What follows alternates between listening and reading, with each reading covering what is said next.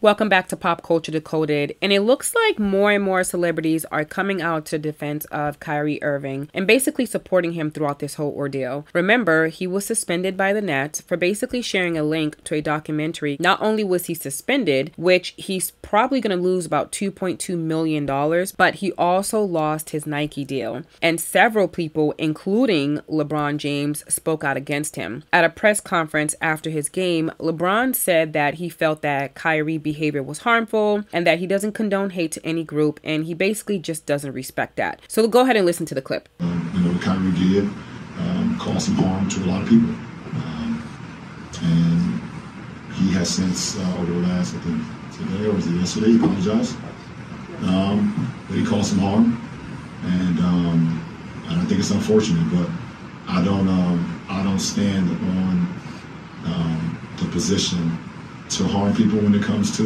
your voice or your platform or anything. And so it doesn't matter what color your skin is, how tall you are, what position you are in.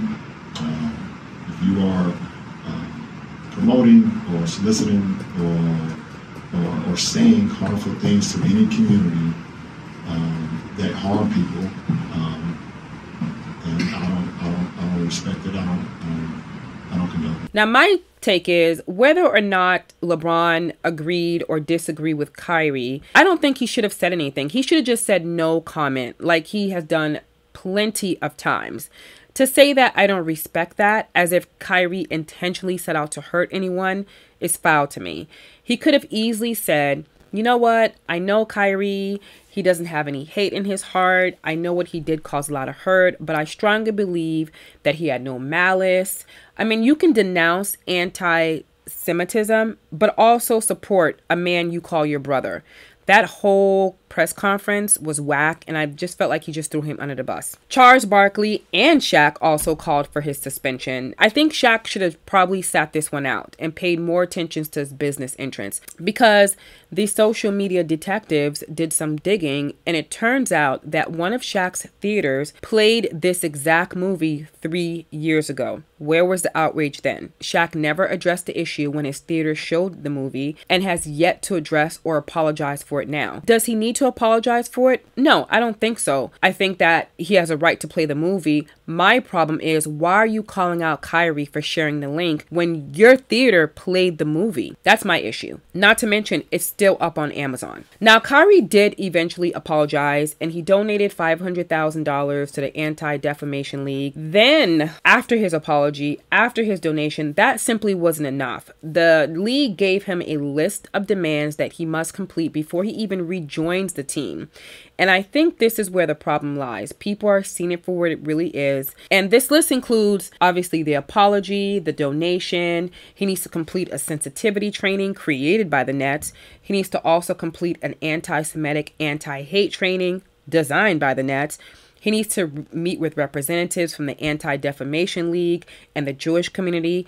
And after he completes all this, after he sits down and take notes and study these exams that they're probably going to give him, he needs to meet with the owner and the lead franchise officials and demonstrate that the lessons have been learned and that the gravity of the harm caused in the situation is understood. So he's supposed to go to these classes, take notes, study these notes, and basically take a test and say, yeah, I've learned my lesson. But a lot of people are coming to his defense, and a lot of people are rooting for him. Most recently, Nick Cannon spoke out in defense of him in an interview saying, I can wholeheartedly say Kyrie Irving is not anti-Semitic. He went on to say how dehumanizing it is for the league to give him a list of obligations to fulfill in order to get his job back. And here's what he had to say. I can wholeheartedly say I know Kyrie Irving is not anti-Semitic. When given the chance to say, are you anti-Semitic or not, he didn't say, no, I'm not anti-Semitic. At the press conference, tell us about that movie, why he did. He said, stop dehumanizing me. And the movie is saying white Jews invented the Holocaust and 6 million Jews didn't get killed. Okay, I know that isn't right, because there's a gigantic historical record. Jewish people know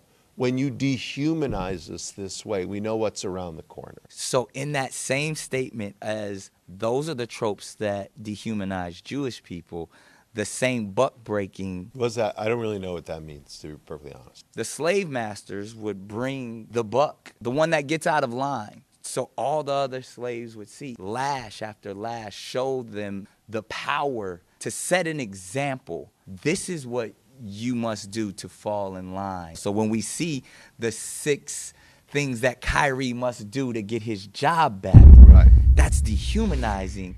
I think this is the consensus of most people. The list of demand just proves the point, okay? Nick understands this more than anyone because remember, back in 2020, he was almost canceled for calling black people the true Hebrews. The only way that they can act is evil.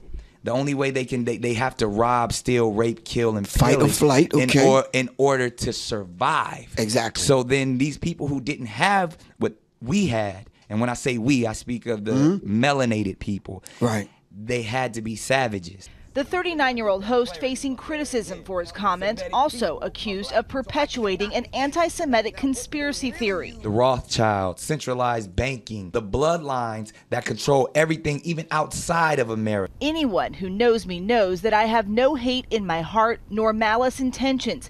But Cannon stopped short of apologizing, instead saying, I hold myself accountable for this moment and take full responsibility. Also, just a couple days ago, Dr. Umar Johnson went on live and he gave a verbal tongue lashing to several sports commentators, media members, the franchisemen, and he basically goes in on them.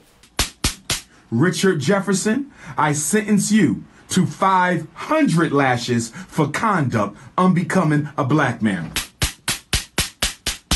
Stephen A. Smith, I sentence you to 4,000 lashes for conduct unbecoming a black man. Chris Broussard, Rob Parker, I sentence you both to 2,500 lashes for conduct unbecoming a black man. Michael Wilbon, you fat, bald-head, no-neck midget, I sentence you to 3,000 lashes for conduct unbecoming a black man. Snow Bunny Shannon Sharp, you're the biggest and strongest of everybody on the list, so I'm going to have to sentence you for 10,000 lashes for conduct unbecoming a black man and saying that no black woman can make you happy. 10,000 lashes for Snow Bunny Shannon Sharp. Who else we got on this list?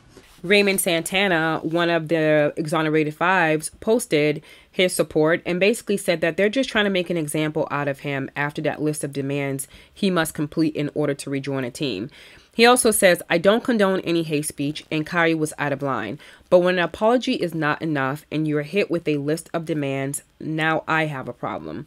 This is about making an example out of him to us all. Mayweather even threw his support behind Kyrie, posting a video on TikTok saying he stands with him against the treatment of mainstream media.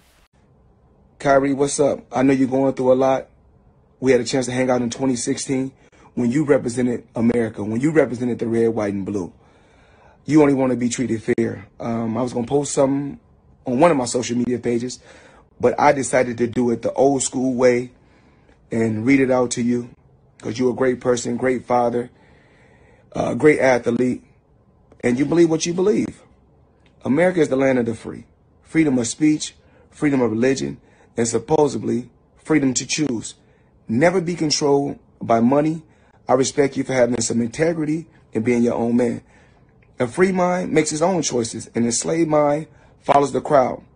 Stand for something or fall for anything. One man can lead a revolution to stand up and fight for what's right. One choice, one word, one action can change the world. It's crazy how people hate you for being a leader. I hope your actions encourage many others to stand up and say enough is enough. Respect to you, Kyrie.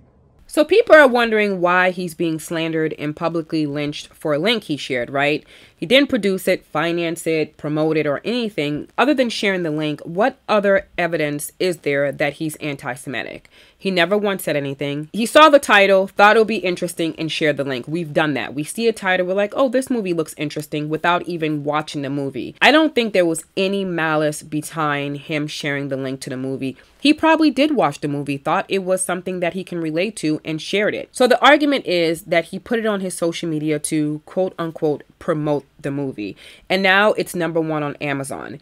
So he basically used his platform to promote anti-Semitism. But if we're going to be honest, it's less likely to do with him sharing it and more likely because of how much of a big deal they made out of it. It's number one because now everyone probably wants to watch the film for themselves and make that determination whether the movie is an anti-Semitic movie, right? No one really bothered to look it up after he shared it. I mean, really, celebrities share tons of stuff. 9 times out of 10, we don't even bother looking it up. But I bet after the outrage, people flocked to Amazon, which, by the way, they're making money off this movie. People in the media sought out the documentary to be able to speak on the topic. And so did everyone else. The media's overreaction and the constant talking about it is what brought it to people's attention. I think it would have never been an issue if people weren't talking about it as much as they did. I really don't. My honest opinion. So I don't think he was necessarily promoted. I think the media promoted the movie, honestly. And where's Amazon's apology or backlash? And I get it. Amazon is this big mogul company. They can produce and film and whatever movie they want to. But I see more attacks on Kyrie than the company that platformed this film. Do you know what I mean? I feel like he's taking the brunt of the attacks, and no one is even saying, hey, you know what, Amazon, you're promoting a movie that's anti-Semitic. It's funny how they always want to attack the black man at all costs. People are outraged at Kyrie, yet it's still streaming on Amazon and people are still watching the movie and Amazon is still making money off the movie. So what Kyrie's situation has taught us is that you got to be very careful who you offend. And I got to be very careful with my words, okay? Depending on which group you offend, they may be no end to the ramifications. And Kyrie is going through this right now. He's currently, suspended without pay, losing $2.2 million. He had to publicly apologize, social media apology. He has to go through all these remedial trainings. He has to donate $500,000 to an anti-hate cause. He has to go to meetings after meetings after meetings with Jewish leaders, NBA commissioners, team owners, more Jewish leaders, more training, more tests, more this. And that just may not be the end. And after all of this, after meeting with everyone, after all the trainings, they want to hear from him. And if they don't like what they hear, they may continue to say, you know what, you've done all this, but thanks, Kyrie, we're not going to bring you back to the team. So this is a tricky thing. It's a slippery slope. You got to be very careful who you offend. And unfortunately, we're all seeing it for what it really, really is. Kyrie, they don't want no apology. They want to humiliate you. And this is one thing that Kanye got right. Kanye knows they don't want no apology. What do they care about an apology? They don't want no apology. They want to humiliate you. They want to emasculate you in front of your own community. This is about domination of alpha male energy. This ain't about no apology.